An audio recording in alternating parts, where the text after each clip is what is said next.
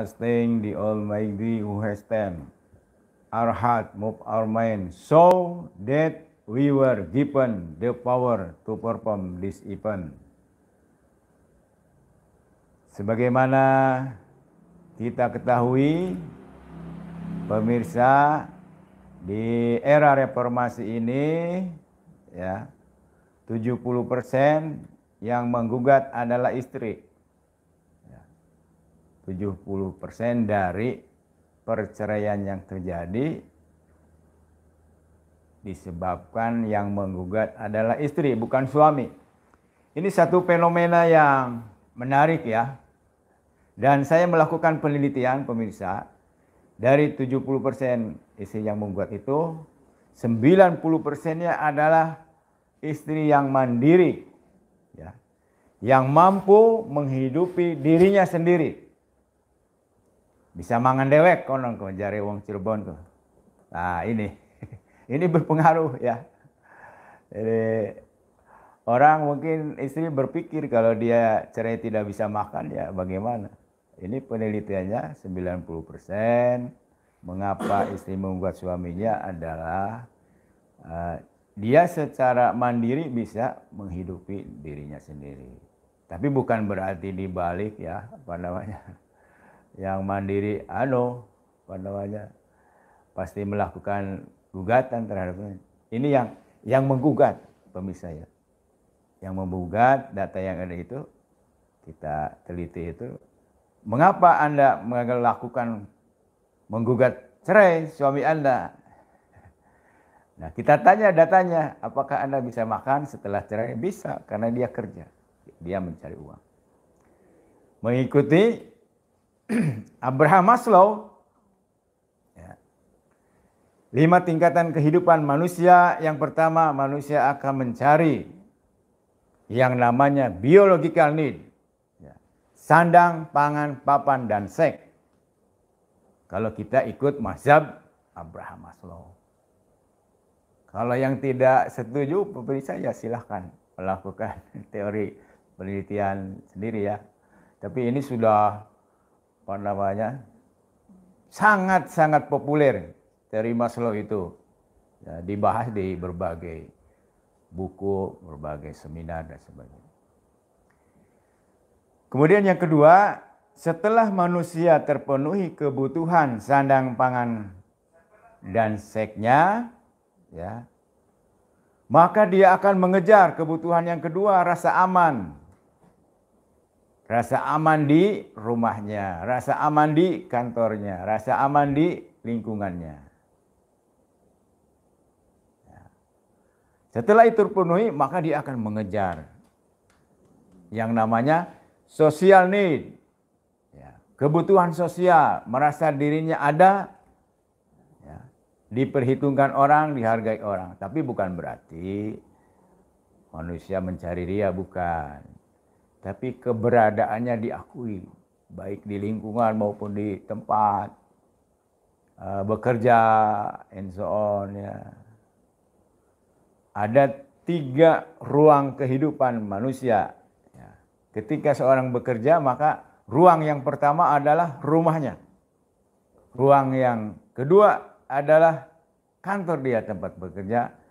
Dan ruang yang ketiga bukan rumah, bukan kantor, bisa di tempat bermain, ya, di tempat pengajian, begitu ya.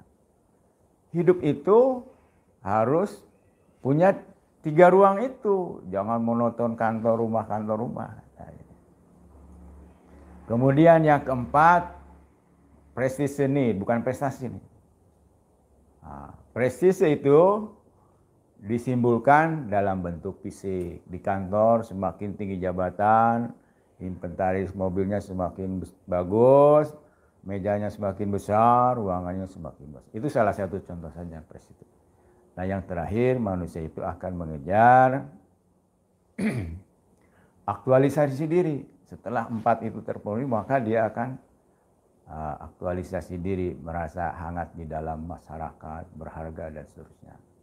Ini kaitannya dengan perceraian, bagaimana? Yaitu, ya, yang menggugat cerai itu kebanyakan dia secara ekonomi mandiri. Kemudian 5% karena suaminya selingkuh.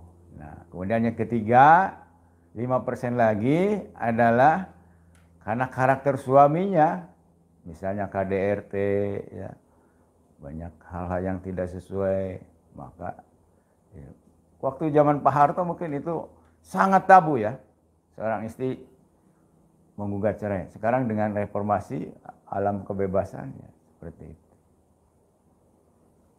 Pertanyaan yang terakhir yang kita jawab adalah bagaimana supaya perceraian itu berkurang.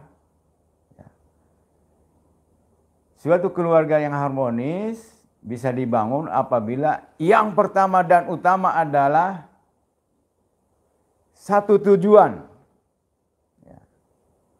antara suami dan istri. Tujuan akhirnya apa? Kalau tujuan akhirnya akhirat, maka dia akan dapat juga dunia. Gitu. Nah, tujuan akhir daripada akhirat itu tentunya adalah masuk surga dalam bahasa yang sederhana. Dalam bahasa yang lebih bagus lagi adalah dirahmati oleh Allah Subhanahu wa taala. Karena apa? Masuk surga tidak cukup dengan amal soleh saja, ketakwaan saja, tapi rahmat Allah Subhanahu wa taala. Menurut salah satu tafsir, rahim itu hanya diberikan kepada muslim di akhirat, yaitu surga Jannatun Naim. Apa kaitannya? Kesamaan tujuan. Jadi misalnya tentang pengeluaran uang, ya. Kalau kita hidup untuk terakhirnya, tujuan akhirnya akhirat, maka kita ingat alladzina yunfikuna fis sarai wad dara, ya. Itu Ali Imran ayat 134. Ciri orang yang bertakwa diantaranya adalah dia menginfakkan sebagian rezekinya baik dalam keadaan lapang maupun dalam keadaan sempit. Baik dalam keadaan kaya maupun dalam keadaan miskin. Mungkin biasa memberi dalam keadaan lapang, tapi memberi dalam keadaan kesempitan, sempit, keret, itu perlu perjuangan. Jadi nanti di sini ketika dapat uang, apakah seluruh uang itu dinikmati untuk keluarga atau ada yang diberikan kepada orang lain? Ini sumber kecekcokan. Biasanya ada beberapa model, ya. Ada suami istri sama-sama dermawan begitu ya. Ada yang beda gitu. Nah, kalau secara positifnya yang satu kikir, yang satu dermawan, itu bisa jalan tengah begitu. Bisa saling ngerem, bisa saling menguatkan. Itu yang pertama itu tujuan akhirnya harus sama. Oleh karena itu sebelum nikah maka harus ada dialog, ya, persamaan tentang tujuan hidup itu apa. Kemudian yang kedua, saling memberi. Ini tujuan supaya harmonis. Saling memberi, suami terhadap istri, istri terhadap suami, sesuai dengan kebutuhannya. Harus tahu apa kesenangan istri, harus tahu apa kesenangan suami. Begitu. Adanya toleransi terhadap perbedaan yang kita bangun. Itu memberi. Kemudian yang kedua, yang ketiga, ya, memaafkan. Ini juga ajaran Islam, ciri orang yang bertakwa, sama ayatnya alladzina yunfikuna fis sarai wad dharai wal kadiminal ghaidha wal afina anin nas. Wal afina anin nas, memaafkan kesalahan orang lain. Apalagi kalau kita makamnya lebih tinggi, yaitu ujung ayat itu muhsinin, ya. Berbuat kebaikan terhadap orang yang berbuat jelek terhadap kita. Ini sangat berat tapi menunjukkan makamnya yang tinggi. Itu yang ketiga, ya, memaafkan. Kemudian yang keempat adalah mencintai kekurangan pasangan hidup kita. Mencintai pasangan hidup kita. Mencintai kekurangan pasangan hidup kita. Ya. Kalau mencintai kelebihan itu sudah biasa. Bahkan seorang tokoh nasional berkata bahwa apa bedanya nafsu dengan cinta? Kalau nafsu itu pakainya karena saya mengawini seseorang karena cantiknya.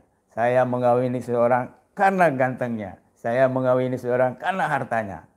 Nah kalau cinta itu meskipun gitu, meskipun suami saya punya kekurangan A, saya tetap cinta. Meskipun istri saya ada kekurangan, saya cinta. Nah ini harus dibangun. Mencintai kekurangan pasangan hidup itu menjadi lahan dakwah kita terhadap pasangan hidup kita. Begitu. Jadi 4 hal. Sekali lagi intinya adalah bagaimana mengurangi perceraian, maka kita harus membangun sebuah keluarga yang harmonis. 1, samakan tujuan akhir hidupnya. Yang kedua, memaafkan, saling memaafkan. Yang ketiga, saling memberi sesuai dengan kebutuhan pasangan hidup. Yang keempat, mencintai pasangan hidup kita. Mencintai kekurangan pasangan hidup kita. Dan itu perintah Allah, lahan dakwah kita kepada pasangan hidup kita. Ini mungkin yang paling berat. Mencintai kekurangan pasangan hidup kita itu kita pahami sebagai perintah Allah untuk lahan dakwah kita. Saling memperbaiki. Terima kasih. Berpikir bisa, pasti bisa, insya Allah. Assalamualaikum warahmatullahi wabarakatuh.